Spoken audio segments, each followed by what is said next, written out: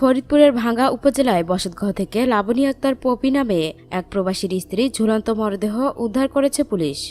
সকালে ডাকাডাকি করে কোনো সাড়া না মিললে দরজা ভেঙে রুমে প্রবেশ করেন পরিবারের সদস্যরা। তারা দেখতে পান সিলিং ফ্যানের সঙ্গে ঝুলছে পপির মরদেহ। সোমবার সকালে উপজেলার কলামৃধা ইউনিয়নের সোনামুখীর চর গ্রামের একটি বাড়িতে এ ঘটনা ঘটে। ঘটনার সত্যতা নিশ্চিত করেছেন ভাঙ্গা থানার ভারপ্রাপ্ত কর্মকর্তা ওসি মোহাম্মদ জিয়ারুল ইসলাম। এলাকাবাসী ও পুলিশ সূত্রে জানা যায়, রোববার রাতে খাওয়া দাওয়া সেরে ঘুমাতে যান পপি। মেয়ে ফাইজা তার দাদির কাছে ঘুমাতে যায়। সকালবেলা মক্তবে যাওয়ার জন্য ফাইজা মাকে ডাকাডাকি করেন। কোনো সাড়া না মিললে সকলের সন্দেহ হয়। পরিবারের লোকজন দরজা ভেঙে রুমে প্রবেশ করলে সিলিং ফ্যানের সঙ্গে ঝুলতে দেখতে পান পপিকে।